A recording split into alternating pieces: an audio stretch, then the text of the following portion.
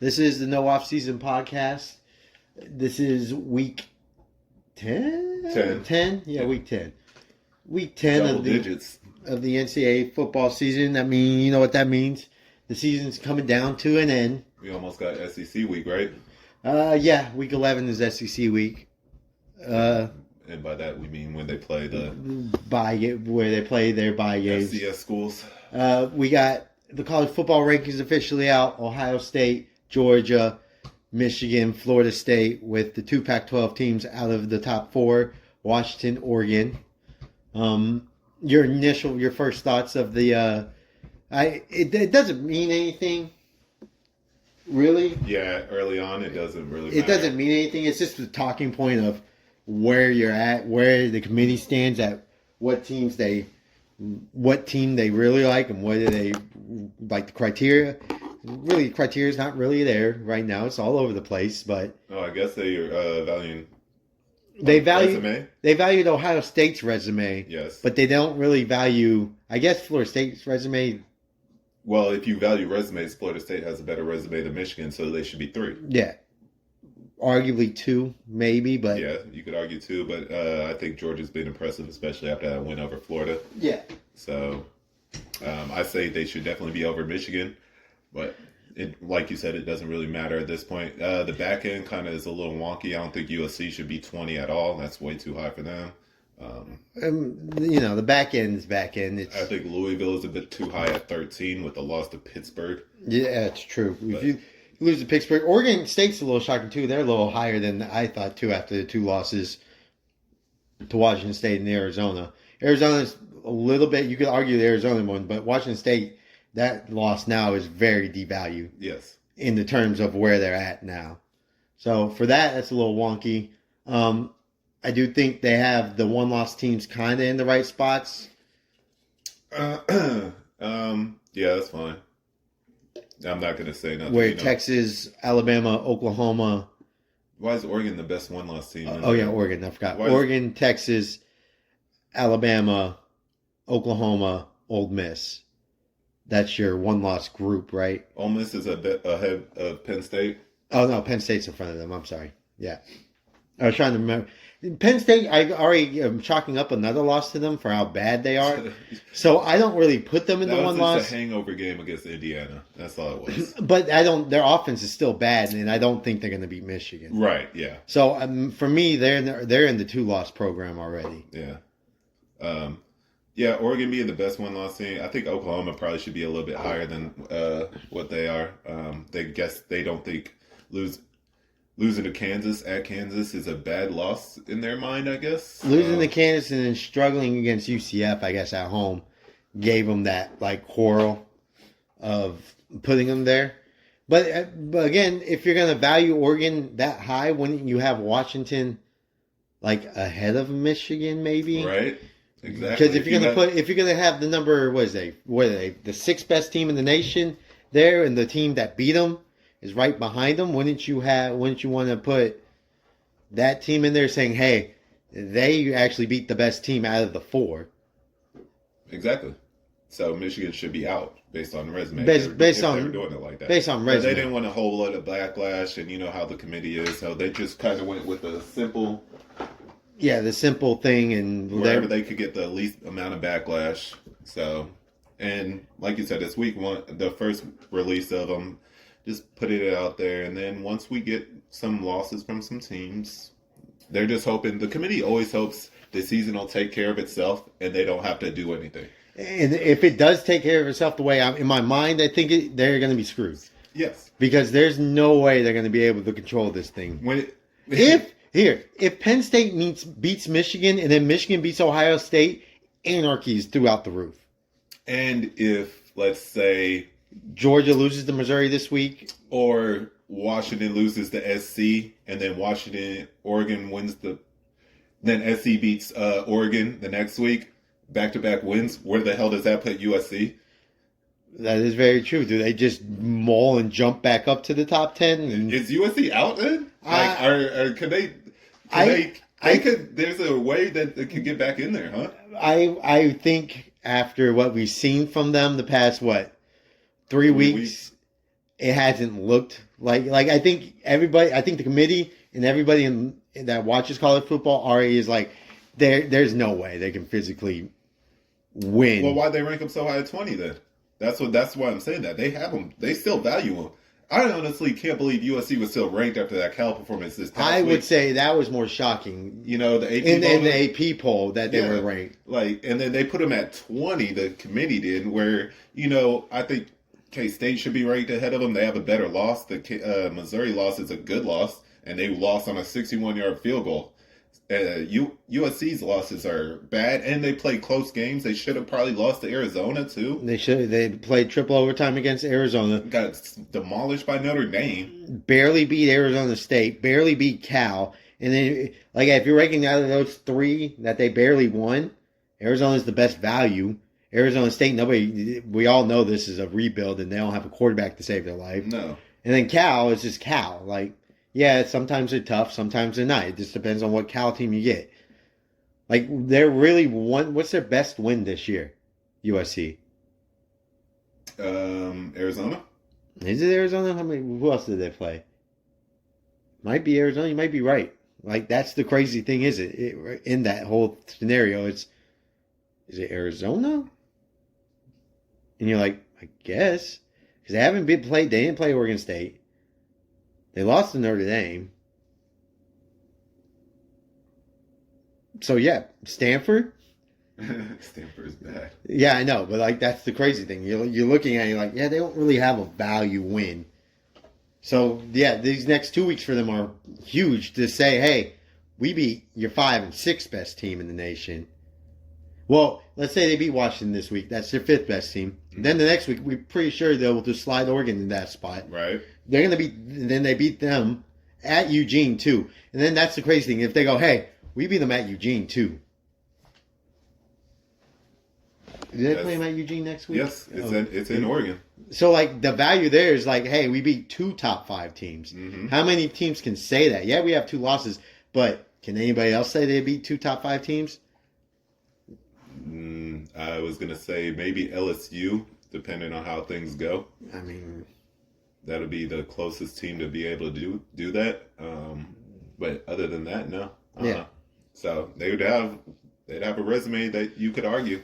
And also, like, with 2 losses, sometimes you can pick a 2-loss team over a 1-loss team. Like, if USC has that resume and Michigan has 1 loss, I'm picking USC over Michigan. Isn't that crazy? Like I don't know if they'll do it, but I would. Because you're just sitting there like, they technically beat better teams than whatever Michigan had. And Michigan might have 1 loss, and they might win the Big Ten. You never know. Let's say they lose to Penn State. I don't think it's happening, but let's say. And then they go and beat Ohio State and win the Big Ten. Their argument is, well, we beat Ohio State. USC's argument is, well, we beat Washington and Oregon. Mm-hmm. Now, but then it goes, well, is Michigan going to play the Big Ten championship, or is it going to be Ohio State, Penn State, or Michigan? Right. Yeah, need a clarification on that to see how that works out in that Big Ten. But let's move on to Week 10. That was the rankings, just a thing. And by the way, oh yeah, put some more respect on Air Force's name, fucking committee. That's fucked up. We're 25.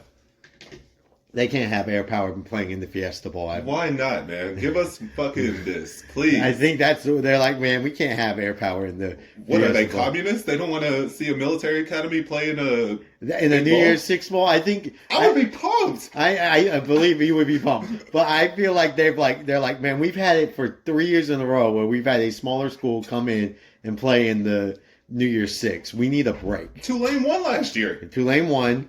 And then it was Cincinnati in the college playoffs. Then or Memphis was in one of those too, I believe. I think they were in a Cotton Bowl also. So they're just like, look, give us a break. What else do we have to do for you guys? Whatever. Our resume is not good for Air Force anyway, so like they're just going to use that against us the whole year. Yeah. But whatever. We beat Wyoming. Okay. But let's move on to Week 10. You got Maction on tonight. We're doing this on a Wednesday. Yeah, we're not going through those games. No, I'm just saying Maction. Well, Maction's back. Maction is back. Yeah, 1 for 2 so far this year on Maction after last night. Fuck you, Buffalo. Thursday nights are just a bunch of average, middle of the pack teams that you don't really know what you're getting out of anymore. Hey, if you guys know what to bet on those Thursday night games, you're better than me because they all look like traps. I, I don't. I would bet Troy, but I'm scared to bet Troy because I bet against them so many Troy times. over South Alabama? Yeah, this for the fact. Well, I bet against Troy so much that if I bet for Troy, they'll lose it for me, and I'll be mad. South Alabama has a great win on their resume. That's growing with better and better as the year goes on. Oklahoma State. Oh yeah, Oklahoma State. Yeah, that's true. Duke has fallen off dramatically, losing last week, losing Notre Dame, losing Florida State. I mean, there was tough losses, but The Louisville game was bad though. yeah, The season caught up to him. Riley Leonard not being healthy 100% hurts, but yeah. it's tough. 3-loss Duke team. What big game we're doing first? It's Saturday. I'm going to do the first one on the board because this is a coaching one. Oh, okay. All right. Going to Gainesville first. Coaching game of the year. Oh. I'm going to call it out right now. I don't know. It's It's either Sam Pittman's getting fired or that seat on Bill Napier is going to be on fire and they're going to try to force him out. Wow. Okay. Because I think Florida fans after last week, they just want to be competitive against Georgia. Yeah. And the back-to-back 42 to 20 losses that they got, I mean, it was pretty much identical last year. It was 42-21 last year, or was it 42? Somewhere along the line. It was pretty much identical. And they're like, this gap is way too much. We need to close it, and Bill hasn't closed it yet. He's only been there 2 years, a year and a half. Do you expect him to close it that quickly? I think they want wanted to be more competitive. They wanted a Tennessee. Yeah. They wanted that Josh Heupel. Yeah, they wanted that year or two. We're back. Everything's good. Or just competing and being like, all right, because they're already on the hinge on Bill Napier, and they were like, hey, this is your game where you can show us, yeah, things are going in the right direction. Because they're like, oh yeah, we just we were out on you at one point, then we were back on you when you beat Tennessee, then we left you when you got blown out by Kentucky, then we came back on you again, and they were like, all right, this is the game you got to show us you're competitive and you're going to get us, and you're moving in the right direction. And it felt first drive, great, we're on you. This is the thing about Florida that we've realized when we watch them more and more.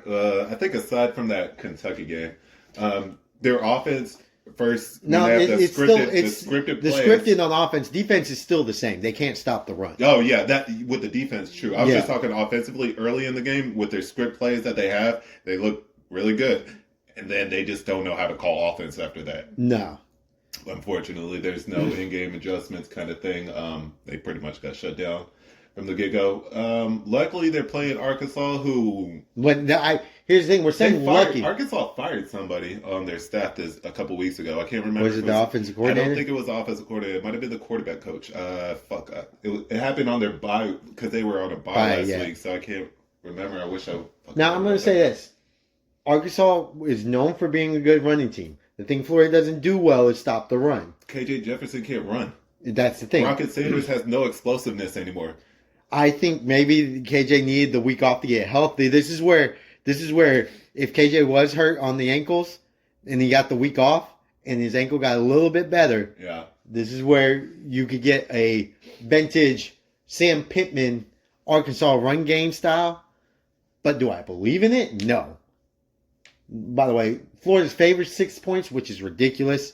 Over under 50.5. Under, right? You would lean that way. Man, if they're going to run the ball. But Arkansas gets in shootouts. That's why I was about to say. Arkansas, for some reason in games, there'll be shootout galore go on. 2-6 is a rough record. Yeah, and I think that's why. And it's happened very quickly. Like, see, remember, Sam Pittman was on a high at one point. Last year, they were on a high, and then they came back down to rally, about 500.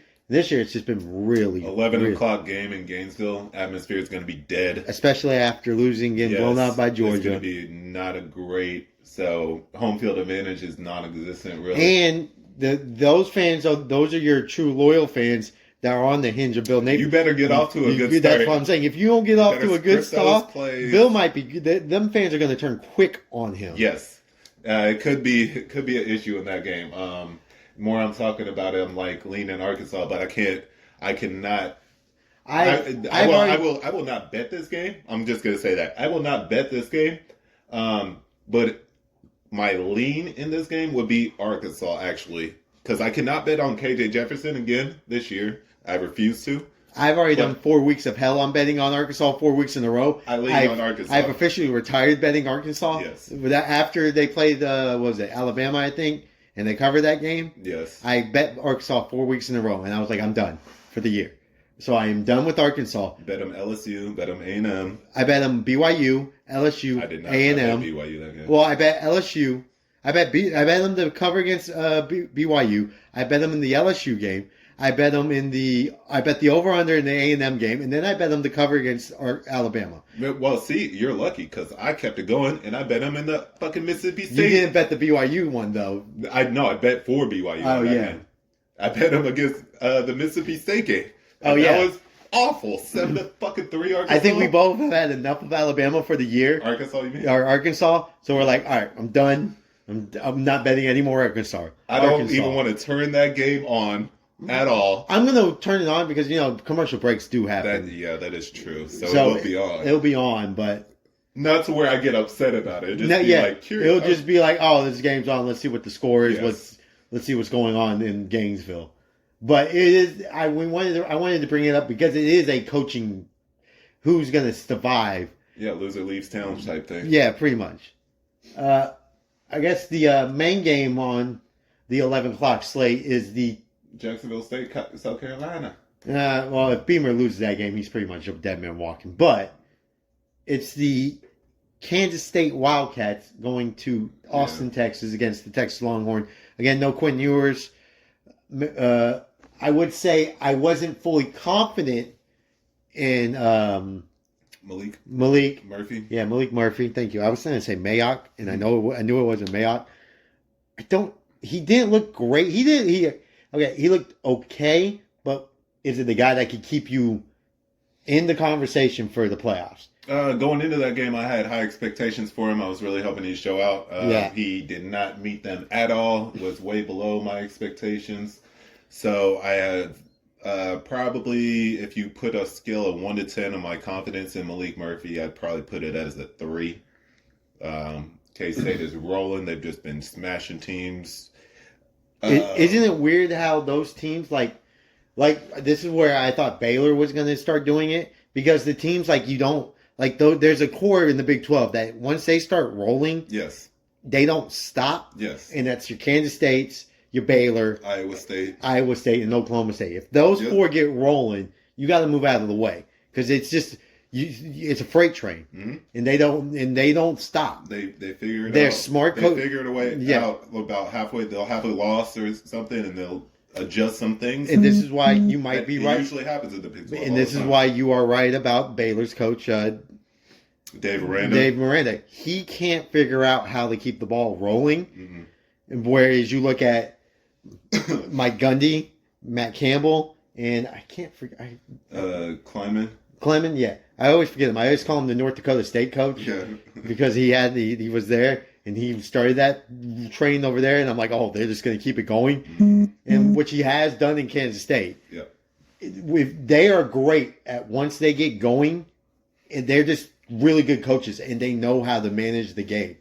Like Mike Gundy's not going to shoot himself in the foot and go for every fourth down. No, he's going to kick the field goal, take the points, play defense, and do those things. Yep. Same thing with Matt Campbell. Same thing at Kansas State. They don't shoot themselves when they get rolling. They don't shoot themselves in the foot. Kansas State lost. They lost to Missouri on the 61-yard field goal. Very tough. Good job by Missouri making that field goal. And who was their other loss to? I think it was a bad loss. I think that's why. Did they lose to Kansas? They haven't played Kansas yet, have they? I want to say, because that second loss, I think we both are a little questioning who it was to. Yeah, without a doubt. Because I have no recollection of it, actually. Oklahoma State. Okay. Oh, it was Friday. That's why. Oh, it was that Friday night game. Yeah. So, but look who they lost to. They lost to the team that started steamrolling. Yes. So it wasn't like they lost to Tech Yep. or TCU or Houston. Like, all K-State's losses are quality losses. yeah. And then look at what they go on after that loss. Yeah, they're winning games 38-21 at Texas Tech. Lubbock's a tough place to play. Blowing out TCU, blowing out Houston. They've only given up 24 points in the past 3 games. And you know, this was my Oklahoma talk. If your defense is on a roll, things start getting better. Like at the beginning of the year, they were giving up points. They gave up 30, 31, 29. And then they were like, all right, we gotta figure out our defense. 21, 3, 0. They're playing Texas, better offense, but we've seen Quinn Ewers isn't there. Murphy's there. Murphy didn't look great. We're really relying on Brooks. Yeah. It's a and again, I'm going to do this too. It's a game where it's not a big name. And then the problem with Texas, it's kind of like Florida State at 11 o'clock. Mm-hmm. If it's not a big name like Bama, Oklahoma, Michigan, a team at 11 o'clock, that Austin crowd does not get hyped really loud. It takes them a while. No, they do not. The thing about K-State, though, like enough Texas fans know that K-State's the purple kryptonite. There's been enough. The boosters know that. all this. The problem is the boosters. The students do not know, especially about this crop of students, because they haven't had to go through the losses, the heartbreaking losses that K-State, because we've been solid against K-State. Yes. Surprisingly, shockingly, the past 3 years, I think we've won.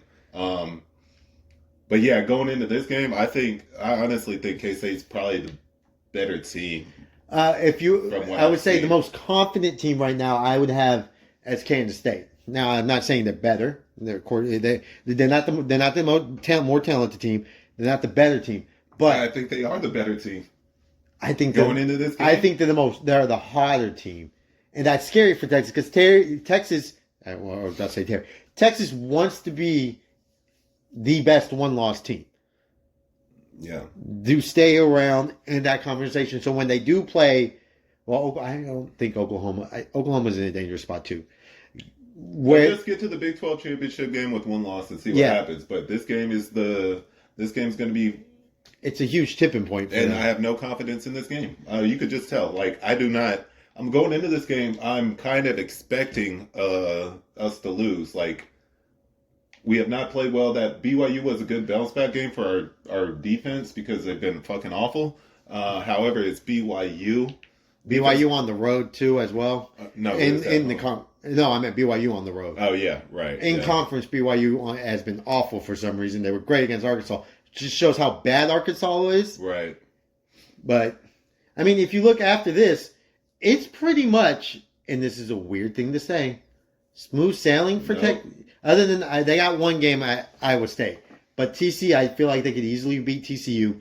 Tech at home is a lot better than Tech on the road. Yep. Yeah, this is the game. Yeah. This is it. So, like, fans, if you aren't fucking pumped up, you should be, because this is pretty much the game to... Yeah. And if you lose this game, the Big 12 championship game might be out the window. That's out too. Uh-huh. So it's gonna come down to our defense. I'm really worried about they used Will Howard their whole game last game. So they saved up Johnson, and he's gonna Colin Klein is the offensive coordinator at K-State's gonna pull out all that fucking playbook from when he played and just try to pound it and I'll tell us. Our run defense has been solid, I guess, but I see Phil Brooks having a big player too for K-State against us. Yeah. I can't bet against us because I'm a Texas fan, but I actually see us losing this game. I don't think I bet that game either, but I might put it on my board later. A game that I'm pretty sure Notre Dame thought was going to be a very pivotal point in their season and help them out. It's not going to help them out because the team's just in... Yeah. Notre Dame goes to Clemson. Death Valley, the fake Death Valley. Yeah. And plays Clemson. Clemson's just bad. They're just mediocre. That way, we've said this before. You just gotta get with the times. Get with the times or get fired. And fans, by the way, the fans in Clemson, I know they're bad, and I know they haven't had the great seasons. They should not be doing what they're doing. What are they doing? They're saying we pay you way too much money to be mediocre.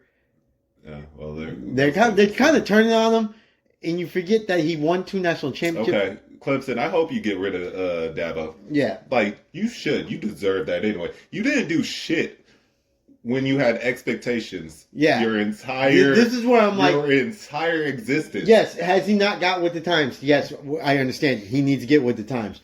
But the fact that you're turning on a guy that got you 2 national championships where you never even smelt a lick. No, they underachieved multiple years. You couldn't get to an ACC championship game without, like, there's things that he did that you were thinking you weren't going to do without him. Like, that's the wild thing. In saying all this, as a Texas fan, Matt Brown, we kind of fucking kicked his ass out the door too. Yeah. Because, you know, he didn't, sometimes you just got to move on, you know? But there's a respectful way you could go about it. And I don't think you guys are respecting what he did for you as a program. The fact that you're mad that you're 4-4, it should be a realization of what you were before that. Yeah. Like, he got you to a point to where you're now thinking you're Ohio State, Notre Dame, Alabama. Like, you're when you never really were. Yeah, when you think you're in the top 1 tier of the conversation in college football, and you're actually in the 2-3 tier where you like. You guys are back to what you usually are. Can we just call it what it is? Clemson, the little run was just a flash in the pan. Yeah, it was a flash in the pan, but you think you're something that you're not. Clemson was never going to be a power college football powerhouse into the Michigans, Ohio States, SC, Notre Dames. That was never happening. They're not even the Florida State or Miami of the ACC. Like, those are your big 2. You were still the 3rd tier. You were the smaller. You were the little brother to those 2. You became, now you beat them up, but then you and Miami are still there, but Miami went, now Miami beat you this year. So they went, you're back down. Yes. And Florida State's like, we're back. Like, they left town, they moved, right? They moved, they tried to do their own thing, it didn't work out. They came back home to live with you, and you're there, you thought you were the big man on campus on town. No, they were like, we're back here. You could go back down being what you guys are. Yes. That's pretty much what it is. That's all it is. Clemson fans, now you guys can't have too high expectations because you're never going to have as much money as these other schools. It was a nice little run where you had recruits. Even when you were winning, you weren't really recruiting that well anyway. Well, shit, you were top 5 in recruiting, honestly, but I don't know, the talent never really, like, you would get Breezy, who was an overrated talent anyway. Breeze, yeah. Even though he's playing well for the Saints. He's good. He's good. He just was hurt a lot. Yeah, Trevor Lawrence, that was your big recruit. Yeah, you had back-to-back solid good quarterbacks in Deshaun Watson and Lawrence. Other than that, and you haven't really recruited receivers either, because you don't have the Sammy Watkins, the T. Higgins, the Rodgers, the who was the other one too? Hunter Renfrow. Well, yeah, he was a great slot receiver at the time. You always need those good slot white receivers at sometimes. They do have a bunch of wide receivers.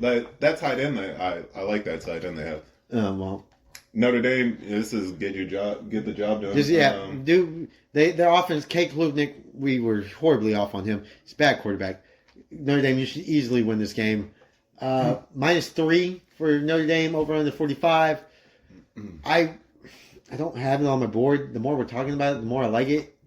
But Clemson does play. This is where I'm weirded out because Clemson does. Well, I do have this on my board. Do you? Yeah, I have Clemson. Yeah, I was about to say Clemson plays good at home against good teams, and this is where I said that. And I don't trust Notre Dame's offensive scheme this year. I don't like it all year. But Notre Dame on the road again. They haven't performed well on the road. They perform really good at home, which is weird because Notre Dame back in the day, not even back in the day, usually they would kind of struggle at home against teams you wouldn't expect them to, and then they'd play great on the road. This Notre Dame team kind of struggles a bit on the road. Louisville, I think Louisville is a really good home team, though. That's the Duke game. Oh yeah, the Duke game. Yeah, that is awesome. NC State, they handled it, but it was a little bit of a struggle for a bit. It was a weather delay rainstorm over there, hurricane, or a tropical storm. So it's not to say it's just more of a feel kind of pick on this one. Yeah, and I know we were shitting on Clemson, and it's just one of those things where it's not shit. It's just Cade Klubnik didn't turn out to be what we thought he Unfortunately, was. so like some of that's on me thinking he was going to be great, and And he ended up I didn't not. know the receivers weren't gonna they weren't gonna find a T Higgins go-to receiver this year. Yeah. Will Shipley, he's okay. Like that's the thing. Well, I thought Will Shipley was gonna have a breakout year and be really good. He's still the same. I'll get you 800. I'll break some tackles. I'll look good at moments, but you're not gonna ride my back type feel. Not carry him, yeah, But yeah. another game. But yeah, I like Clemson. Yeah, you like Clemson. I might go Notre Dame. But another game on 11 o'clock. It's not really that interesting, but I mean they're 6-2. Gotta talk about it. It's the number one team in the nation. Man, Ohio State's just playing a bunch of their assistant coaches. This is back-to-back weeks where they've played another. 3 weeks in. Well, no, they didn't play Notre Dame that week. But what's it called? Fucking Gene, yeah, he was a Tessitore? Is it? Or no, that's the fucking goddamn NFL. yeah, that's the NFL guy. Yeah, what? This is yes. What's the Rutgers coach's name? I forget, but You should know. You coached Tampa. yeah, I hated him at Tampa. God bless it. I can't remember. I don't know why I'm having a blank. Gene something. And then I got fucking Gene Tessitore in my Yeah, head from now I NFL. got well, who cares? It's Ohio State Rutgers. Yeah, but he used to coach the defense. He used to be the defense coordinator of Ohio State. So it's another ex-coach. Rutgers' offense is god-awful. Yeah. I don't think they score a point. I'll probably bet the team total under on Rutgers. I was thinking And the it's same probably thing. going to be... If they give me 7.5, I'll take it. I don't think they score double digits. Ohio State's defense is for real. 42.5 is a crazy... Or no, 18.5. Ohio State plays conservative, so that makes me a little bit nervous. And they never really fucking like to cover. They like to fuck around.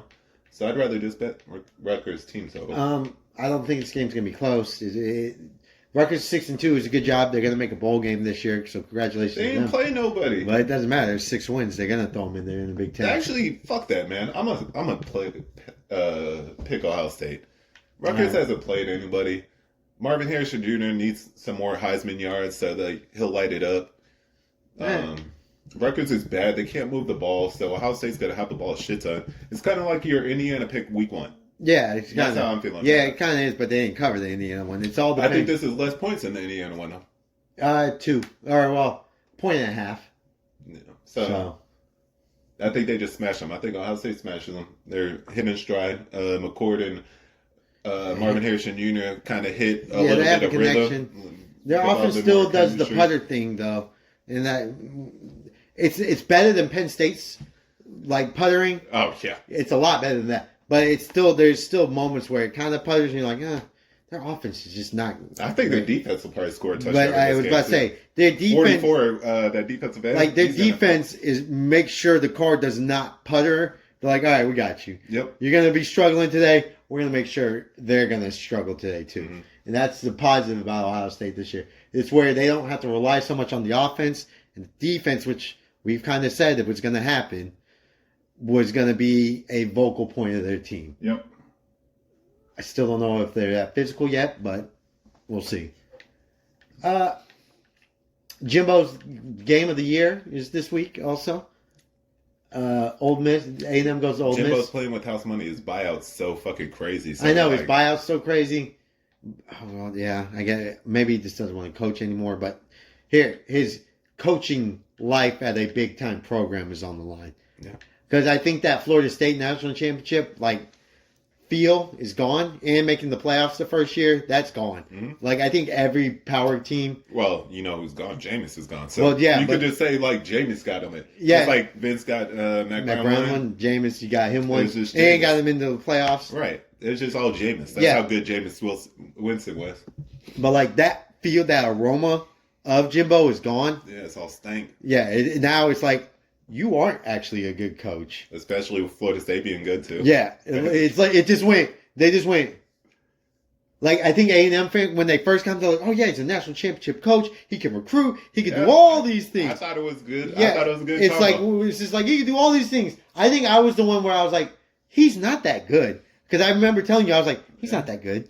I was like, after Jameis, he stunk, Yes. and you're like, "Yeah, but you could recruit." Yes. And you're like, And he that could is true. Yeah, very true. The man can't coach, though. He can recruit his ass off.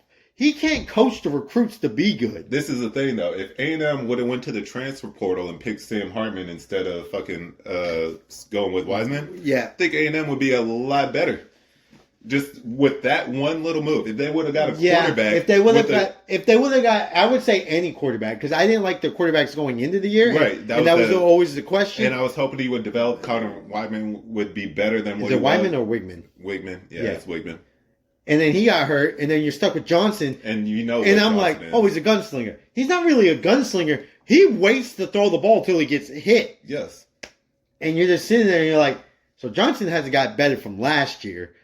I didn't think. See, that's the other thing. Yeah. Like you thought Johnson was going to be good. I was like, maybe because I think it was a downgrade. You were like, no, it's not really a downgrade. because I was thinking Bobby Petrino was like, just gun the ball somewhere. with all the talent that they have at receiver too, Yeah. that they're just going to waste. Yeah, and I'm just Stewart thinking hasn't Bobby's done just shit. gonna be like, just fucking wing the ball, because he did that at Louisville. So I'm like, oh yeah, he's just gonna tell him to sling the ball, and you're just like, this offense does not mold well, and you're just sitting there like, man, Jimbo has no idea what to do with this team, No, they needed to get a quarterback. Honestly, and you're just sitting there like like, the transfer portal. if you could have got Spencer Sanders, I would have felt more Yeah. confident. Yeah, If you could have got Sam Hartman, I think Sam was already destined for Notre Dame. yeah.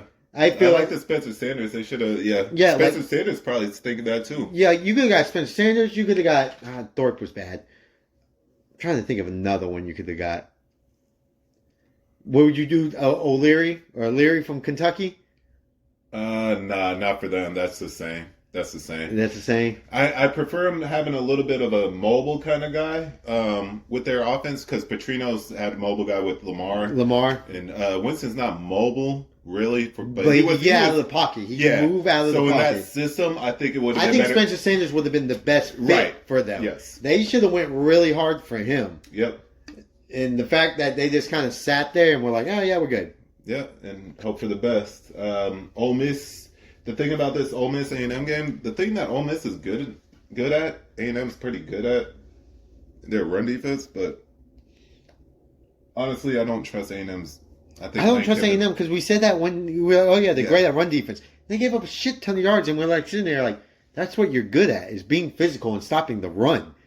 And they didn't do it. Yeah. I actually might like the over in this game.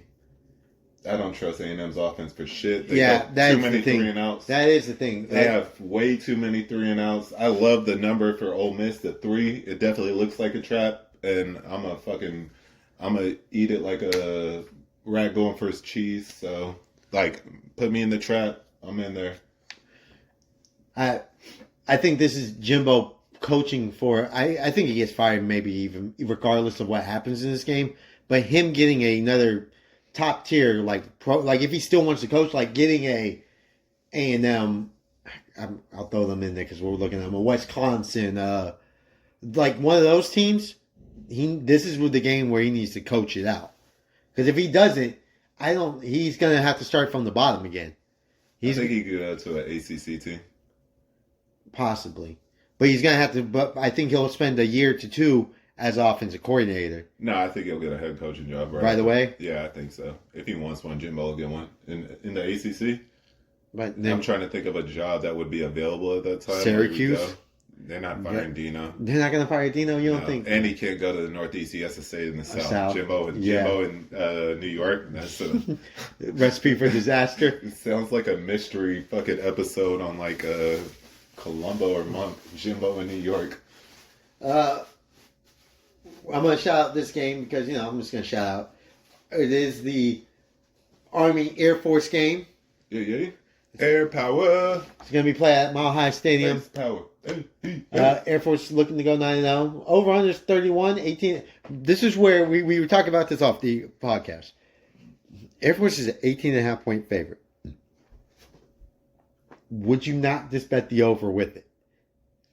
But then I brought up, well, they only beat Navy 17-3. Right. So they didn't even hit the 31 there.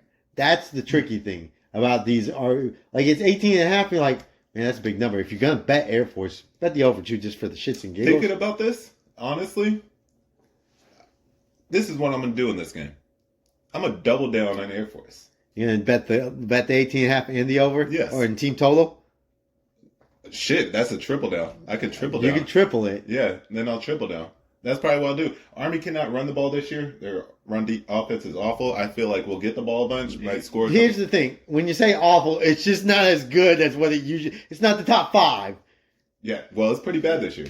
What is it, like 20, 30? I don't know the ranking. It might be like 30 I something. think they only average like 186 yards a game rushing. Okay, but I think that's probably still in the top tier. It's just not Because Army of how level. much. Yeah, it's just not Army level. Crazy top tier. shit usually happens where we turn the ball over when we should cover, so fucking I'm worried about that.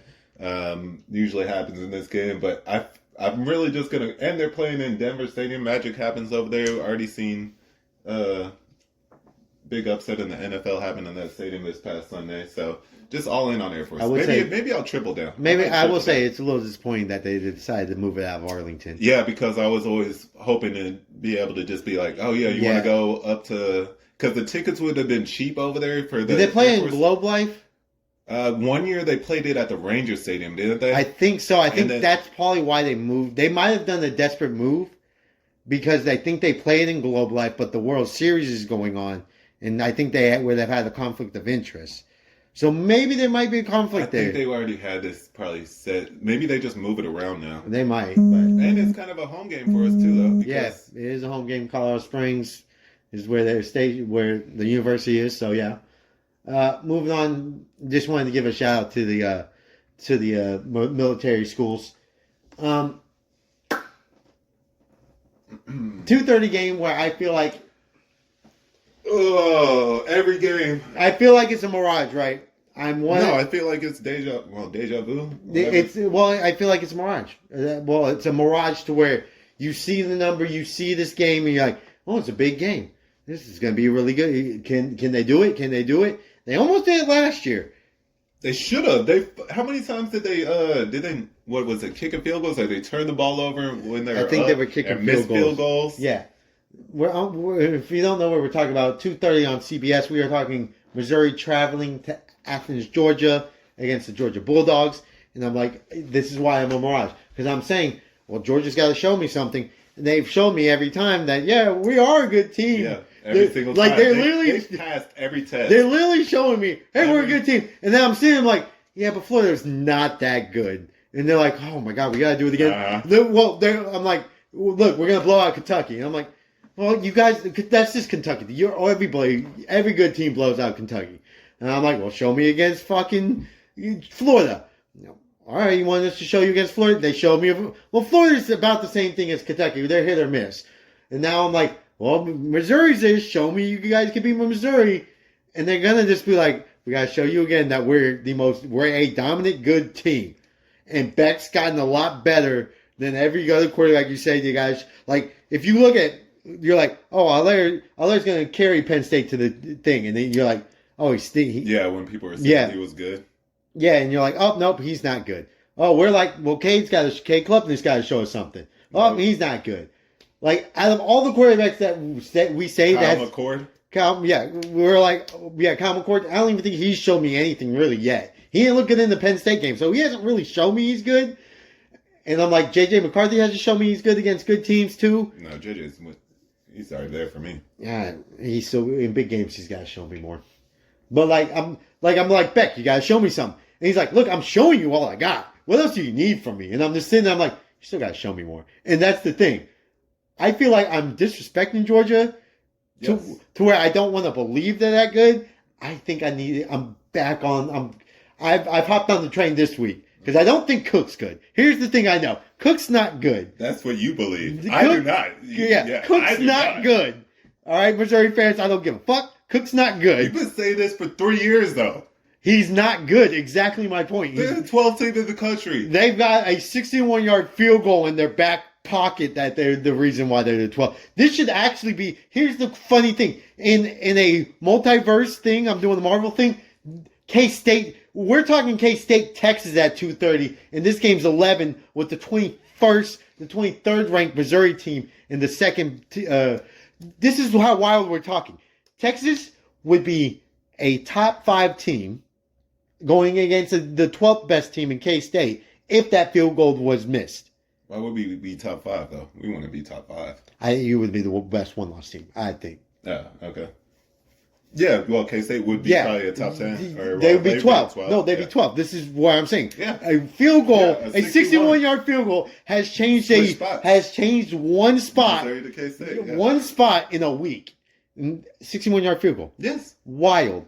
And we're talking Missouri. You're going to talk. I already know you talked yourself to believe in Missouri's going to cover this game Yes. and be competitive in this game. No doubt. I know you have. I have to roll with Brady Cook. If I've been back in Missouri for the past And 2 years, I've watched them and I've seen them and I know what they are this year. They are a good team.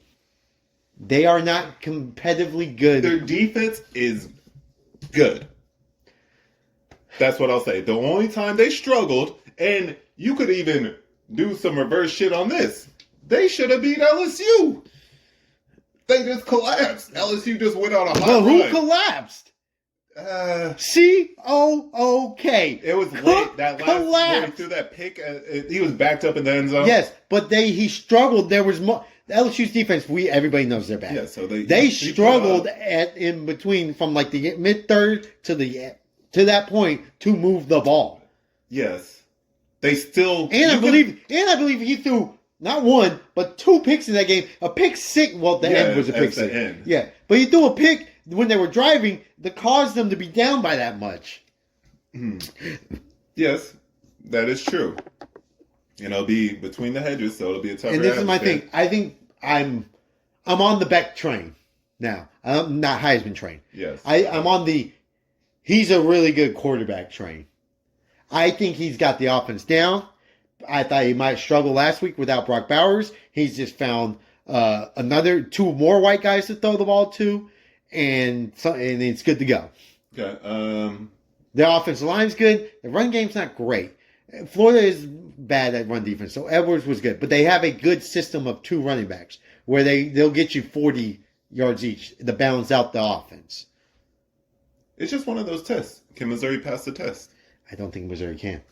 And I really do think LSU's offense is hard to stop when they get rolling. They let them get rolling. So are you saying Jaden Daniels is a Heisman candidate? I am not saying that. God damn it. I'm not saying that. Well, you're going to be changing your tune this I'm week. not saying that at all. Well, So- we'll see. So, like, whenever LSU got rolling, I was like, okay, fine. LSU puts up points on most teams. Missouri's defense is actually pretty solid. They're good. They'll cause some trouble for Georgia's offense more than Florida's shitty-ass defense did.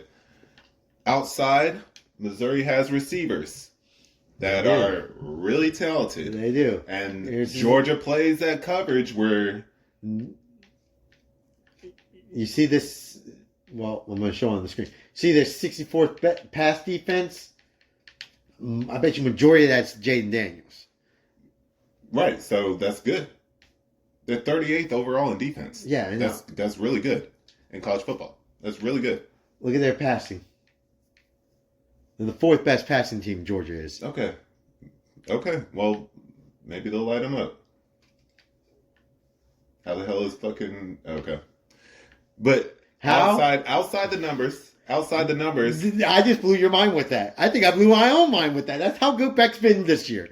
And that's not that good. That's the wild thing. We keep saying this. I think everybody keeps saying, well, Beck's got to show us more. Beck's got to show us more. And he's shown you it, All right. and you just aren't accepting If you it. struggle against South Carolina, let's just put it like this. Put it like this. All right, this Missouri, is the South Carolina. in my thing. Missouri. Yeah. Missouri is better than South Carolina at everything. Yes. Georgia struggled against South Carolina. It was early at on. South Maybe- Carolina. Oh, no. No, it was at Georgia. It was at Georgia. Maybe they weren't up for the game. You can make all that excuses if you want. You could say Spencer Rattler's even a better quarterback than Brady Cook if you want. I won't say that. The defense from Missouri is 10 times better than the defense from South Carolina, without a doubt. Very So true. right off the jump, I think they'll be in the game because of their defense and being able to slow Georgia down and cause them some issues. Whether they win or not, it comes down to Brady Cook and if he can finally come through and make some plays. Key is maybe a special teams play by Burden return or a punt return for a touchdown. That would really help them out too. It's going to be tough, but I think they'll be in the game, honestly. All right. I think I've fully invested in Georgia being a good team. Okay. Now. He's no Stetson Bennett. He's not, but He gets away with some passes that I've seen. And Missouri, we're going to get some turnovers. he's not. But I like Beck. I'm on the Beck train of being good quarterback, really good quarterback now. I've fully left the Okay. and I've hopped on the train. Okay. I'm still on the. You're no. on the no. No. I'm on the. He's a really good college quarterback. I'm not gonna say NFL prospect, but he's a really good quarterback in college. Yeah, people like you got to stop with that college football fans. Whenever you see somebody good in college and think they're going to be a good NFL Yeah. quarterback, like just stop. Stetson Bennett was never going to be an NFL quarterback. No, he's a really good college quarterback. Right, and just leave it at that. Yeah, that's I'd cool. say Celebrate his college. That's why I'm career. thinking. That's Right. why I'm saying Beck's a really good college quarterback. NFL, It's too early to tell. too early to tell. But the feet movement I haven't seen. It doesn't look great. But he's a really good college quarterback. He can find the guys that you need to find. Another 2:30 game. The last one. Which one are you doing? You doing Bedlam? I'm doing Bedlam. Okay. It's the last one. Damn. R.I.P. to Bedlam. Yeah, it's gonna be a sad watch. You know what? Just for that too. It's gonna be a sad watch. I'm actually going to do this. I'm going to pick the over. It is a Bedlam game. It's very high. I know it is, and I know your rule. But I want this Bedlam game to be Bedlam. Okay. I don't think it will. I would lean the under, honestly, in this game. I know, but it's Bedlam, and I want to celebrate Bedlam the way it should be. Okay. I want Bedlam to be celebrated the way it should be celebrated. You know, it could hit the over with a bunch of like turnovers. But this and is pick what I'm sixes saying. and I shit. want the Bedlam game to be how we all remembered Bedlam the past, decade? I think it's. I will say this. I don't think it should be at 2:30. I would annoys me. I would love it at 6:30. I don't understand why it's at 2:30 either. Oh, you can talk to your Big 12. Big 12. They threw their two best games on early instead of night. This should be a night game in Oklahoma State, like especially, and usually it's not this early. It has been lately, but it would be even cooler because it's like just after Halloween, Yeah. like a night game, black and orange. I love those night games at Oklahoma State, but neither here nor there. Unfortunately, it's a 2:30 game. It always feels right when. And by the way, and this is another thing. Well, if it's at Oklahoma, it's fun at 2:30. Oklahoma State. Here's the yeah. wild thing I was going to say. And I mentioned it before. Again, I never feel like I watch Oklahoma at home. I always watch them on the road. Now I watch some of the UCF I was games. gonna say, you watched Yeah, UCF. but that was weird. I felt like I don't feel like Oklahoma should play any home games. Okay, because you just always. I don't like watching them at home. I don't think they don't fit that stadium. The stadium, it's just a weird vibe with Oklahoma. I think they're better fun. They're funner to watch on the road than they are at home, and that's wild to say. But like Bedlam, I just feel like Bedlam is always funner at Stillwater than it is in Norman. Not in 2001 when Rashawn Woods caught a touchdown pass in the corner of the end zone in Norman to. Was that Norman? Because It I was in remember, I Norman. remember him in Oklahoma State too, in Stillwater. Yeah, he caught. It was his junior year. I think it was his junior year. Before he went off the next year. His junior year, he caught a game-winning touchdown Yeah, pass. but that was. I remember in Stillwater. Norman. But I remember Stillwater when he That went was off. the next year. Yeah, Yes. The but next year, that his was senior year, he went off. Yeah, that's why. But I remember. I don't have many Oklahoma memory. Like in Norman, I don't. There's not many Oklahoma games that you just remember them doing something at home. I remember them losing to Iowa State that one time where I was texting you and I was like, they're struggling to get a start. Iowa State. You're like, yeah, whatever. Yeah, And but then they that's ended the up thing. losing. It's always losses there. You don't remember like great games. All the games that you remember, They blow teams out. That's why Oklahoma it, just blows it them might out. be, but That's like why. all the great games are either they're always on the road in the Cotton Bowl. Like you just sit there and you go like K State. I feel like I know K State has beaten Oklahoma in Oklahoma, but it's just one of those things where I just don't notice it. But getting sidetracked from, I don't feel Oklahoma plays at home at all. Bedlam, last one. Oklahoma State's on the roll. Mike Gundy's got that team flowing, got them moving. Oklahoma losing last week in Lawrence. Maybe they were looking ahead to this game because Got a Heisman contender playing for a shot to get some more recognition, which would be great. Oklahoma State's running back, right? Ollie Gordon. Yeah. I don't think he is. He has no shot, pretty much, probably. But like, there's a little slim chance he goes off for 200 plus against Oklahoma's defense. You never know. Oklahoma losing last week to Kansas doesn't help them out. Hurts anything they do. Everybody's off Oklahoma again. Gabriel played awful. Well, Gabriel's played awful the past 2 games. After the Red River, it's been awful. And I don't know what happened to where the bye week happened and Oklahoma just went relax mode. Like, yeah, we're good now. Nobody's going to beat us. Like, they need to get back to what they were doing at the beginning of the year. They fell off that whole feel of Oklahoma. Like, that feel of Oklahoma has lost. Of being a dominant defense and being able to not let people score on them. I will say this about the Kansas game. They were, it looked like they were scared to pass the ball in that game, too. They were running the ball a shit ton. I know the weather was bad, too, but they were just running the ball a lot in that game. Maybe Dylan Gabriel has an injury that they haven't really disclosed to anybody, but he hasn't looked good either since Red River. Yeah. Which is typical Dylan Gabriel things, right? Yeah. I'm not saying I never say he was a good quarterback, but he played great in the Red River. Mm-hmm. He controlled the game. He's not controlling games anymore. And Alex Bowman. And Alex Bowman accepted the Mike Gundy way. Mm-hmm. When you accept Mike Gundy way, things go right. I feel like every single year with Oklahoma State teams push back about. And by the way, and I said this in the Big 12 preview. I said I had him 5th. I probably should have had him a little bit higher. I think I had him like you had him bad. You had him like 10, really bad. And I was like, "There's no way Mike Gundy is gonna make it." I was like, "Mike Gundy just finds a way." It doesn't make any sense. People always shit on Mike Gundy, and I don't think the only people that like Mike Gundy are Oklahoma State fans. What do you mean? I like Mike Gundy. Well, we like Mike Gundy, but like other people are like, "Man, Mike Gundy just rubs people the wrong way." Oh, okay. And you just like. Because he's probably that politics thing that came not out just the politics thing, the way he does press conferences and how he feels stuck up and he's stuck in his ways and all these things, right? Yeah. And you're like, well, Spencer Sanders is gone. My guy's like, I don't give a fuck. Give me Bowman. I can do any quarterback. And you're like, oh man, they're struggling at the beginning of the year. Like, oh, this is the Oklahoma State's bad. My guy's like, I got this. I'm gonna fix this team. He fixed it right. They're 6-2. Surprise, surprise, right? Yeah. You never bet against Mike Gundy. He had a bad year last year. That was one of his worst years. He's never gonna have back-to-back bad years. The team will sooner or later accept the ways of Mike Gundy. Yeah. And that's the wild thing.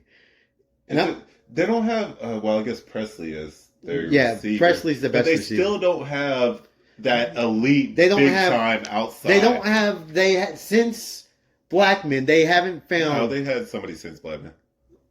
Physical, athletic, outside receiver, physical, athletic beast. James Washington. He was short. He used his speed and his route running. They haven't had that 6'2", 230-pound. Yeah, they can't find him out of Dallas anymore. They used to get him out of Dallas all the time. Like they had Dez. They had Blackman, and they had one more before. Who else was in there? It was Dez and Blackman were the big ones, the top draft picks for him. I thought they had another. Like Woods. There was Aitman. Yeah, Aitman.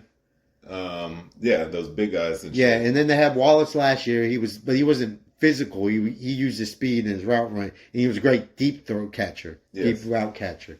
So they're a different team. They run the ball very well. They have one of the best running backs in the nation, leading rusher in the nation. Yeah. Now. It'll be curious to see, is Stutman playing? I have no idea. If Stutman's not playing, Oklahoma's in trouble. They need him. Because when Stutman wasn't in the game against Kansas could do pretty much anything. Either way, though, Oklahoma's run defense is nothing to write home about. There's ways to beat them. Like, you can run the ball against them. We ran the ball against them. Certain good teams do run the ball well against them. There's still... Again, I think they've lost the past, after the Red... I think they've lost their intensity type of. I think they need. They're playing like that was their Super Bowl or like national championship game. That's what's scary. And I don't want to. I'm an Oklahoma backer this year. They don't win this game, I'm out on them. In saying all that, Oklahoma has a great record against Oklahoma State. Yeah, they do. Like, it's little brother, big brother type deal. So, in going back, Oklahoma is not losing the last time they ever play Oklahoma State. Oklahoma State. Well, they might see each other sooner or later, but I would hope. In the regular season that we know of right now, this is the last hoorah. And big brother always beats little brother in these type of games. Yeah. Somehow, some way, that's what happens. Especially in this game, it's a Big 12 game. You could look at it if you want to play conspiracy theory in this and look for an avenue of Oklahoma State winning. Refs are on their side a lot in these type of games. Big 12 refs will be on their side maybe because Oklahoma's leaving. Yeah. Maybe have Oklahoma State boost them up. So if you want to do that, that might not be a big play. I have Oklahoma covering the 6. Oh, you have OU too? That's not good because I have them I'm too. about to switch it up because I don't think I've ever picked Oklahoma in this matchup in my entire... Have I ever? I don't know. I don't think so. Like the Mason Rudolph days, all that, I always pick Oklahoma State. So I gotta... The last one, I cannot switch it up, and I'm going to switch it and go Oklahoma State. This is my... Oklahoma, I'm still with you. Yeah. Bet. I think Oklahoma's going to play well. So I got Oklahoma to cover again over 61. I just want Bedlam. Give me some punt returns, maybe a kickoff, pick 6, fumble return. Just give me some Bedlam shit. At least give me a couple touchdowns for Oklahoma State so they can wave by to Oklahoma when they're doing the wave thing. Yeah. Yeah. What else do we got? Go to the prime time games. Sneaky good game. Well, Big 12, if you're a Big 12 fan, a sneaky game. Kansas going to Ames, Iowa. Yeah. That's a very bad move for Kansas after just beating Oklahoma. You gotta go to Ames. You're probably not going to be up for it, but you're probably should be up for it. I think I actually have Iowa State. I do. I saw something else. I just want to bring this note up. What was the key number I said in Big 12 games for the over/under? 55. I like how it's 54. 4, yeah. I like how they're doing that to me. I still like the under in this game, though. It's a typical letdown game. Big 12 football, you know how it goes. Road teams play, or the home teams play good against road teams. Yeah. Iowa State, I actually think Kansas is probably the better team. Kansas is, but them being Oklahoma and... What if I get late news that Daniels is playing, I'll switch my pick, though. Oh, yeah. I would, too. You know, if Daniels is playing... I'll pick Kansas. If Bean's there, no, because Bean will turn the ball over. Yeah. So Bean had a good game decent game. He ran the ball. He had that big run. You know what I was thinking?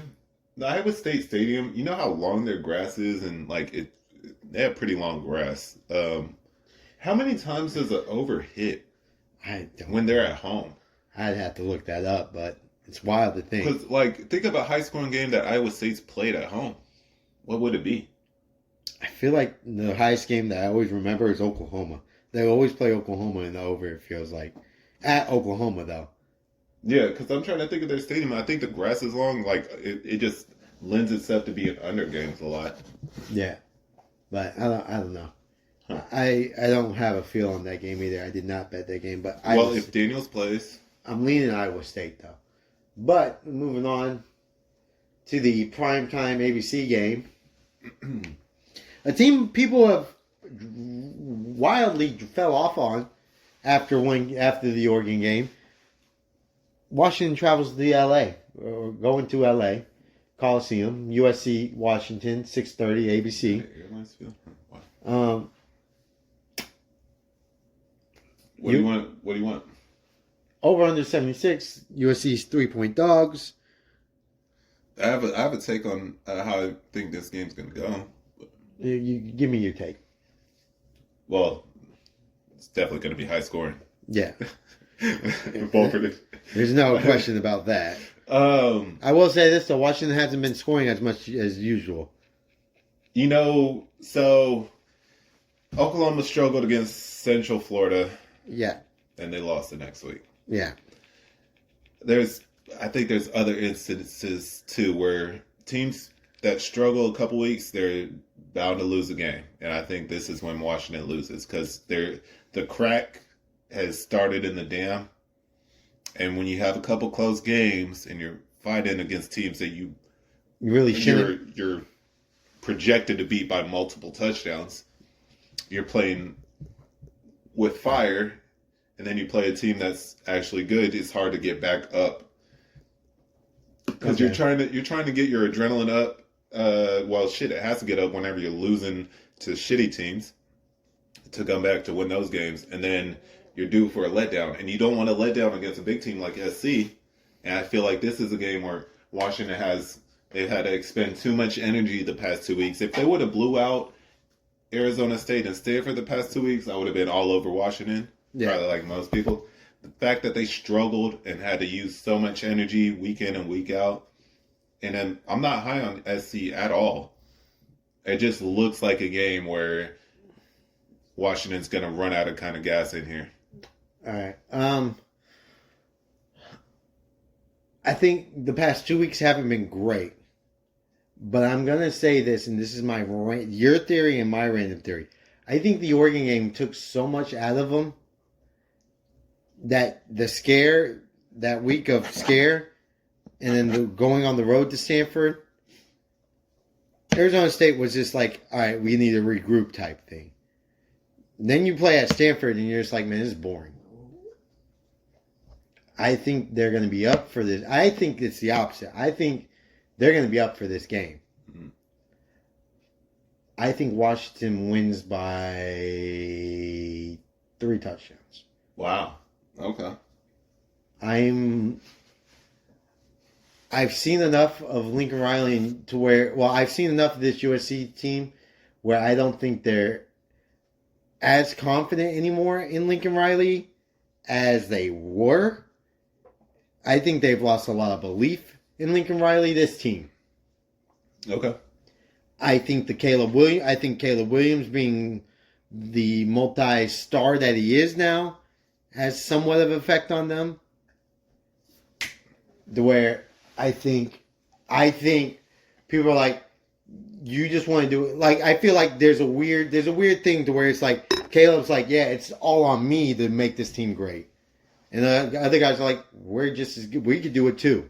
Like, you don't need to run the ball every time and score. It's not your shine, it's our shine. But I feel like Caleb wants to shine. So I think there's a weird... I agree with that dynamic going on in the USC locker room because there's plenty of players on USC that can make plays, and Caleb wants to make the big flashy ones. He wants to be the talk. And they're like, it's us. It's not just you. Yes. We understand you're in all the Dr. Pepper, the Wendy's, all these commercials. But you're with us playing the game, and you're just kind of like, man, I'm gonna pull the ball away from you, even though you have the hole. I'm gonna make this defensive end miss, and I'm gonna make the diving touchdown. Yes, and I'm gonna get the glory.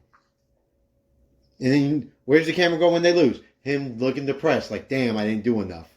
So I think Washington, they struggled. But of course you're gonna struggle after a game like Oregon. Right? Yeah, which is fine. I'm fine with that. The Arizona State one, they do not get a pass for the Stanford one. It's kind of like Oklahoma. It's the Oklahoma syndrome. And Oklahoma lost. That's what I'm saying. Yes, Oklahoma lost. And they did their job getting out of that spot. Stanford is not Kansas. Stanford is not Kansas. I agree. And but that's what I'm saying. I will say this. There's a different stadium feel. Stanford is Kansas when nobody's there and it's the dead zone. When you're in a stadium I'm talking team-wise, no. But when you're in a stadium that feels like practice, you're not going to play as good as you should. They should have scored. They should have, but they didn't because of the practice feel and the lackadaisical feel in there. The sleepiness of a stadium. The only way I'm with you. The only way USC does not win this game is if Caleb Williams tries to do too much to outshow. I think Penix is going to have a better game this week. Well, that was my Heisman pick, so it would work better for me if, just being right. I didn't bet him to win the Heisman or anything.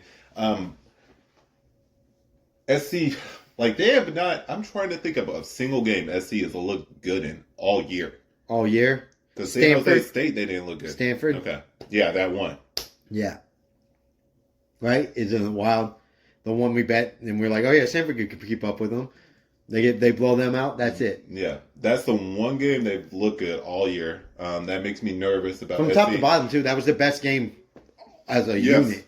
So if you look at that way, you could be like, well, they're due to have a good game eventually because they've been playing bad all year, or are they just a bad team? I think they're just not. The locker room's gone. Lincoln doesn't know how to get the locker room back because he's never had to deal with something like this. Yeah, and Caleb's his guy anyway. Yeah. He's going to protect Caleb over everybody Caleb, else. yeah. So it's one of those things where Lincoln's in a weird spot to where he's like, I'm not going to shit on Caleb. I'm not going to talk. Like, you got to make the plays, but you got to figure. Like, he might try to tell him, hey, get other guys involved. And again, we didn't watch the Cal game. It was on the Pac-12 network, blah, blah, whatever. But I still feel like it was just the Caleb Williams show, probably. I would love to bet Washington. I hate the fact that I have USC winning this game. I wish I would switch it and go Washington. But my initial things, I had Oklahoma and SC, and I hate both those picks. But it's just me going with my betting wise and how I think the game's going to go more than that. So maybe I should just stick with my initial reactions, huh? Maybe. But I'm going Washington. I also have the over 76 just because it's a huge number. Do you have the over? Yeah, I don't believe in it, but it's fun to bet. No, I don't know why you love betting overs. I love betting unders when those numbers are like that. I just love it. Actually, the over I should have probably did is the LSU Bama game. Oh, speaking of that game, 6:45. LSU going to Tuscaloosa against Alabama. It's Jayden Daniels' Heisman game. This is his Heisman game, and you can shake your head all you want. You can make it move all you want. Pout face, do what you want. Jayden Daniels' Heisman game is this game.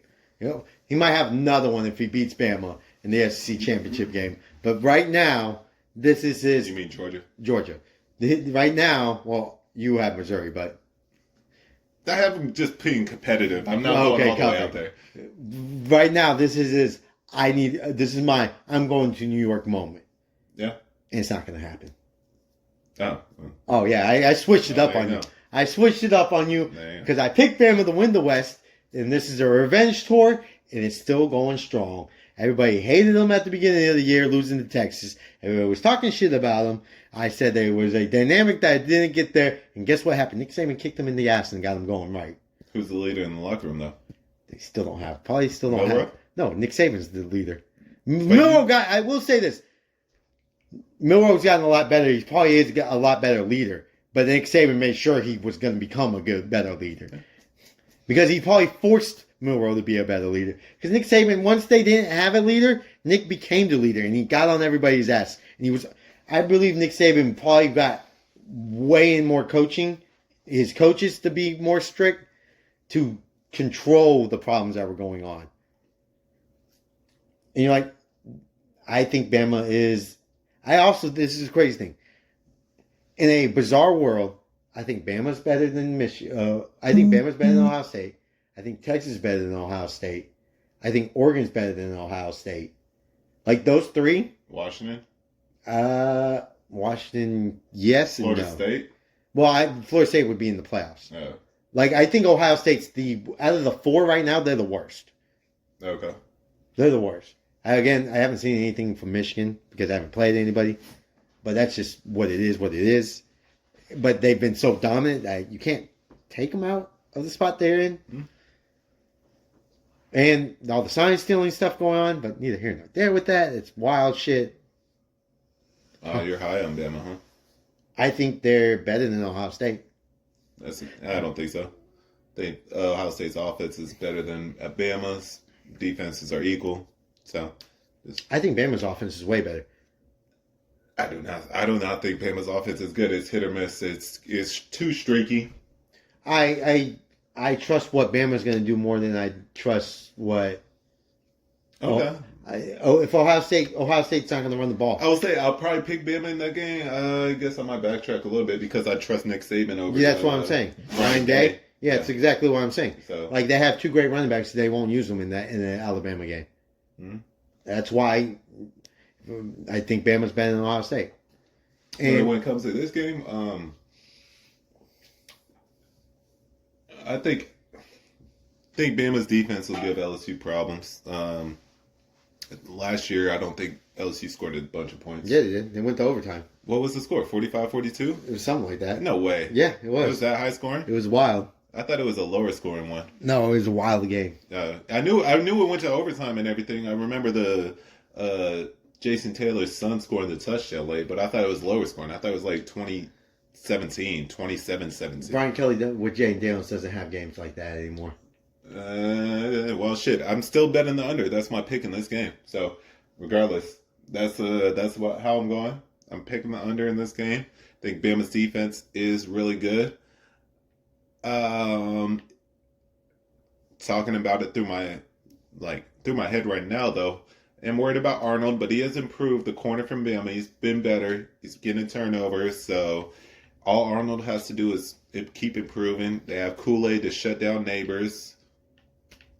And Daniels will be running around and put up a bunch of yards that are meaningless because they're going to get smashed in this game overall because Milroe's actually going to play a complete game, get the ball to his teammates, and not try to be a star like you were saying Caleb is. Jaden Daniels does the same thing for LSU and wants it all about him. So I think he'll put up stats, but Bama's going to end up pulling out a win. Probably be like 7 or 10 points. And there's another game. There's 3 in a row where I usually pick LSU in this situation. So it's making me nervous that I'm picking against the teams that I'm used to picking. The teams that you usually pick that you didn't pick? Yeah, so I guess this week it's just fading. 32-31. Yeah. So I guess the over would have hit it. Yeah, but that was overtime, though, too, also. Right. But I think Bama is still on the revenge tour of the West. So This is the last test for Bama. They won this. It's scot-free. I believe they play Auburn now, though. Yeah, no, they don't. They play Auburn, but no, they play them at home, don't they? Oh no, they play at Auburn. That'll be it. Playing Auburn at Auburn's not great. It's always tough. Yeah, but it's pretty much. Yeah. Oh well, yeah. Don't forget Kentucky. Yeah. That's a bad matchup for him, actually. But we'll move on to that game whenever it comes down to it. Yeah. But when this game, you start looking at schedules, you get through these tests right here. Yeah, because you only got about 2. Well, for Bama, they only have 2 games left. Everyone else is 3, and you're hoping it's just one of the worst teams out of that group. Other than that, you have late night. UCLA plays Arizona. That's UCLA does not want to play Arizona at that time. Man, it's crazy how much they respect UCLA's defense. Good job, Vegas. Knowing. Yeah. Because usually, if you have a UCLA Zona game at 9:30 at night, the over-under would be 62.5. Yeah, it's 51. 51, which is crazy for a Pac-12 after dark game. Well, they also know we don't really score as much as we think we do. I think they realize they did a good job with that line. I think they realize we're done with the Rich Rod style and we play more of a pro style. Because I was definitely going to bet the under in this game until I saw the line. Yeah. I was like, well, the line will probably be 59.5. Bet the under. And plus, Wiley's back, so we got all our running backs back. Yeah, Zona's looking great. Yeah, we're looking good. And it's just one of those things where we gotta win another one. If we go 6-3, we win this game. 6-3, we're probably one of the better 3-loss teams in the nation, or one of the scarier 3-loss teams in the nation. Could possibly finish out the year, beat them, go 6-3. We could almost go 9-3. Oh, we play Utah, but at home though, so we could go 9-3. Yeah, you have a good chance to finishing strong, and then maybe outside shot of playing in the Pac-12 championship. Never know. Very slim, but yeah, chances there. Playing pretty well right now. It's one of the slim. I mean, it's a must win. We have to beat. I mean, every game is a must win if you want to make that. Yeah, it's very slim, but then again, everything's always slim. Just one of those things. Maybe getting to one of the bigger bowls of the year would be an accomplishment. Getting to a bowl game would be an accomplishment. Like I said, I wanted to make a bowl game. And by the way, you know what annoys me, and I hate when people do this? Well, Jeff Fish took over a 1-win team, and now look at them. I'm like, That was his job from the get go. Yes. There's a reason why that coach that you had that only got you one win. You're assuming when you hire a new coach, you're gonna get more than one win. Right. That annoys me when they go, oh, they only have one win. They want to throw a parade for winning more than one win. A couple years ago, they only had one win. Yes. I would fucking hope we had more than one. I would hope when we fire a coach and hire the new coach, he would get us more than one win. Yes. Like the whole Deion Sanders. Low expectations. Yeah. Like they're like, oh, it's mind-boggling that they're 4-4, 5-3. We're 5-3. Oh, you guys. Yeah, I thought you were talking about 5-3, and just a couple years ago, they only had one win. My God, I would hope we went from playing in the Fiesta Bowl to having one win. I would hope we would balance ourselves out and get to a bowl game after Sunderland's disaster, right? Like that's the assumption. Yes. Like Colorado's that's the mistake. Like when you hire a bad coach, it can fucking have you down for 3 years. Yeah. That's what happens. That's a risk you take. But like I hate that narrative. And then like everybody's like, oh, Deion is taking over a one-loss team. I would hope he would win more than one fucking game this year. Yeah.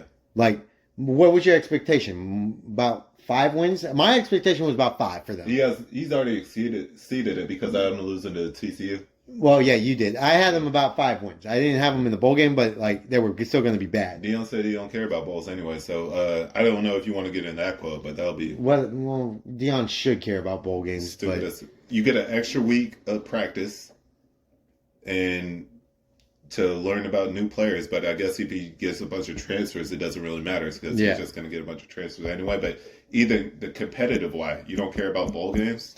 You should care about bowl games. That's a bad narrative to send, and I don't like it. So I hope they get smashed this week by Oregon State because of that. Yeah. Don't get bowl eligible then. Yeah. Or well, you know what he'll probably do? He'll probably like we don't want to go to a bowl then. If they get bowl eligible, he'll be like, nah, we're good. He didn't say that at Jackson State though, did he? Like you should want to make a bowl game because it shows progress. It shows promise. Like. When you're at a school like Colorado, Arizona, Washington State, Cal, Arizona State, and Stanford, making bowl games is a very good. It's like, all right, it shows we're competitive and we were playing good football. Now we're not the USC's of the world that we want to. And on top of that, when you go to those bowl games, the kids get. Well, I guess it doesn't matter now because NIL. Yeah, see, I was going to say, well, you get all the little gifts and stuff like that. They still get the gifts and whatnot, but it doesn't matter if everyone get an NIL deal. So. Yeah, but it's just one of those things where you sit there and you go, for Colorado fans, they want the bowl game to show the progress and like, oh, this is working. When you don't make a bowl game, you always go, oh, well, now, I'm not saying Deion, I'm not going to shout on Deion because I do like Deion, but some of the quotes he says are very stupid. Making a bowl game from one win from last year. I said I hate to win but from 1 year and all the transfers you brought in and all the transfers you lost, going 6-6 is an accomplishment and progression to where you want to go. And that should be a point. Now, if you win 5 wins, I think that's a good progress. Then your next year should be, well, we're going to the Big 12. Make a bowl game out of it in your new conference, right? Everyone sets their goals differently. So who knows how he sets them? I just thought it was an interesting quote he said. But that's one of my things. All right, let's wrap it up with our picks. For our gambling picks. Week 2 or 10? Week 10. I know you don't know your record. I am 65, 62, and 2. I had an awful week 9 where I almost lost every bet except 2 or 3. You had a bad week 9? Yeah, it was awful. Well, I was good. Yeah, you were good. I was awful. I only had 3 wins. I had Zona money line. Oh, yeah. See, you had that small card. Yeah, and I was rushing, and we didn't talk about them, but I had Coastal Carolina, Zona money line, and Nebraska -1. Those were my 3 wins. And I lost UCF. The Oklahoma. I lost UCF, Wake Forest, Appalachian State, Florida, UCF. Baylor money line, Tulane, Ohio State, and that was it. That was all I bet. But going on to week 10, I'll start mine off. I'm going Wyoming -7. I'm going Wyoming -7 on Thursday night? Friday night, Colorado State. Yeah, Colorado State. Colorado State's defense is awful. Wyoming at home is good, so I'm going them. I'm going back to a well. This is my third week in a row going with them. I am 1-1 with them. This is the third time I'm picking them. I'm going Nebraska -3. Michigan State stinks. They're awful. They are at home, but I think Matt Rule's kind of got that team going the Matt Rule way. And by the way, by next year, I'm going to hate Matt Rule. This is bullshit. You believing in Matt Rule? Everything is wrong with the world right now. I said by next year, I'm going to hate them, but right now, I like Matt Rule. I might just take Michigan State now because of this. Because I could see it at about like 1:30 in the afternoon. If Matt Rule loses that game, I'm allowed to curse him out. No, you aren't, because you're backing him. I'm backing him this year. I just said literally by next year he's going to be on my shit list. Do not want to hear it. I don't have the Ohio State Rutgers game. I don't have that one. I have Utah -11. Bounce back game, Arizona State. Arizona State's been playing tough lately, but it's at Utah. They don't care that they lost to Oregon. They're going to be fine. They're going to blow them out. I have Butch Jones in Arkansas State +9 at home. Arkansas State's just the team I like to bet from time to time. I don't know why. They give me numbers that I like, and I get baited into it. I'm actually really good with Arkansas State, though. And Butch has not let me down, so shout out Butch Jones. Mm-hmm. This one is a trap game, and I hate myself for it. But I'm picking Row Baby Row -2, Minnesota, to cover against Illinois. I don't know why. I hate the quarterback. I hate everything about this Minnesota team. We all know why. Well, I'm a Row guy, but I hate everything about this Minnesota team. But give me Minnesota, -2. I have UGA, -15.5. I am not a Cook believer. I am on the Beck's a really good quarterback. I am on the Georgia Bulldogs are good team now. Still can lose a game, but they're still a good team. I'm on the Georgia team. We didn't talk about this game. I'm on Maryland +8.5. They lost to Northwestern last week. They were looking ahead to this game because they think they're a good enough team to beat this Penn State team. I still think they lose because they're Maryland, but I do think they cover the 8.5. Okay, fair enough. I have Vanderbilt +12.5. Auburn's a bad road team. That's it. I have Louisville -9.5. Vautech's been on a roll, playing better. When you go on a roll, though, you don't want to go to Louisville. They're a very good home team. Give me their 9.5. I have OU -6 in Bedlam, and now I put the over 61 in there just because I want Bedlam. That's about it. I have New Mexico State -3. Sucks they're not playing on a Wednesday night or a Thursday night or a Friday night. Might hurt them, but they've been really good on those days, and they're a pretty good team. Bowl eligible. I'm going to Mexico State against Middle Tennessee State. I got West Virginia -10. BYU's a bad road team. I'm probably going to get behind the ass because I bet them against Arkansas. They're going to show out this game, but it's Morgantown. BYU loves playing in those meth states where they love meth. Yeah, well, Mormons love meth. West Virginia at 6 o'clock, Morgantown. Give me West Virginia -10. I got Washington USC over 76. I had that before we talked about it. I'm going to add Washington -3 as well. Until USC shows me they can play some defense against good teams, yeah, I'll still pick the over. I got Bama -3. I have Arizona money line. I have Fresno State -3 against Boise State. Again, we gotta drop It's a trap. But we have to drop the narrative that Boise State is still Boise State from the Fiesta Bowl. Sucks. Yeah, and they're the same team from the Fiesta Bowl from 20 years ago. By the way, it's been almost 20 years since that game. Get over the Boise State is the Fiesta Bowl team. They're not anymore. Like, Tulane won the Cotton Bowl last year, people. Yeah. Or was it the Sugar Bowl? I think it was the Sugar Bowl. Cotton or Sugar? It was Cotton. Cotton? Yeah. Yeah. Good year. Yeah. Small teams have beat good teams now. That's no longer... They started the trend, but teams do beat. TCU perfected the trend. Yeah. There's certain teams, smaller schools do beat good teams in bowl games, guys. All right? We can stop the trend of Boise State being Fiesta Bowl Boise State. They're no longer that. Yeah, and Chris Peterson ain't walking through those doors no more. I also have Oregon State minus 13.5. Everything they do well, Colorado doesn't do well. That's fair enough. Cool. All right. Let's set it off right with Nate's picks with a little action. Go Moneyline Kent State. All right. Underdog pick. They're 4-point underdogs, so Moneyline always do it, especially when the teams are similar. Just might as well pick the underdog. Got Clemson +3 over Notre Dame. I think we talked about it, hit on a little bit. I have a feeling that Clemson's gonna hold fort at home. Notre Dame, I don't believe them on the road. It's very good. Moving on, I got Ole Miss -3 to cover against A&M. I feel like that's a trap. Yeah, it seems that way, but I've seen A&M go too many 3-and-outs, and I think Ole Miss will handle the ball a lot and they'll wear it down. But moving on, Georgia Tech. Give them money line over Virginia. Got to stick with my principles, and Virginia being favored is a little wild. So I think this first time I've ever went with your Georgia Tech team, huh? Chris Winkie. They didn't go with them because they play bad against bad teams. Yeah. So on the road too. Yeah, that could definitely happen, but we'll see. Give me Air Power, of course. Might triple down on that. Give me everything, anything, everything Air Force.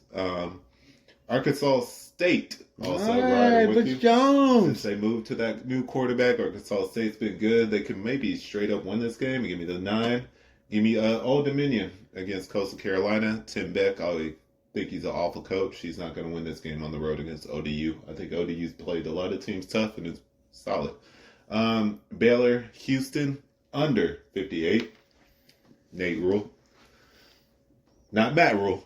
Nate Rule. Illinois, money line over Minnesota. Fair. Brett Mieline, love you, Brett. You're gonna pull through this game. It's a different game we're on. Mizzou covering that 15.5. No Iowa. Georgia. No Iowa love. Nothing. They're firing their offensive coordinator. No need to even touch that fucking sick game. Plus -5. They should be flying through Northwestern. No, Northwestern's been playing great at home. They just won last week against Maryland. I'm not touching that game fucking at all. Where am I at? Got Oklahoma. I thought you switched. I did, and I'm just gonna stick with my initial ones now. Okay. So I'm not switching nothing. Oklahoma, give you them -6, which is crazy. That's a high number. It fucking feels like it's, but I'll roll with it. Maryland, Penn State, under 51. Penn State gave up a couple broken coverage plays in that game, which against Indiana. I think their defense is going to shut Tungalova down because fucking he sucks. Only thing I'm worried about is if Penn State gets a pick 6 here or there. That would suck. But give me the under. UCF -4. I feel like I have a good read on them. I've been right on them a few times this year. So Cincinnati's just not very good. Yeah. And I think Gus Malzahn will fucking find a way to beat Cincinnati. Valtech +9.5. Oh. I think they've run into form. I really want to believe in this coach. Really rooting for you. Come on. Don't let me down. You don't. I'm buying back in. I think this is a friend's pick a little bit too. This is the KFC, the Papa John's Stadium. Okay, the Cardinals Stadium. We know it's not. Come on, they can make a bowl game if they win the next 2. It's big. Come on, B. Let's go. B and Tish. That's a B and Tish pick. Let me go under. Out of just the number is wild. I couldn't believe it, but that's fine. Texas State, Georgia Southern. Give me the under 70.5. I think that's just a little bit too high. No, both teams can score, but 70.5 in that kind of game, a little bit high. Give me Cal, Oregon. Give me Cal to cover the 24 against Oregon. Okay. I like riding with my boy Wilcox. Hopefully he could just cover the 24. Iowa State -2.5 against Kansas. I reserve the right to switch it if it's Jalen Daniels though, so I'll switch it up. USC money line over Washington. Talk about that. I guess stick with it. LSU Bama under 60.5. Fresno State -3. Trap. Fucking falling for the trap. Yeah. Arizona money line. And Oregon State, 13.5. Late night games were like in unison. Unison on those. Unity. Yep. All right, cool. But all right, that's Sorry. gonna do it for our college football preview. We'll see you guys later. Thank you guys for listening, and we out. You.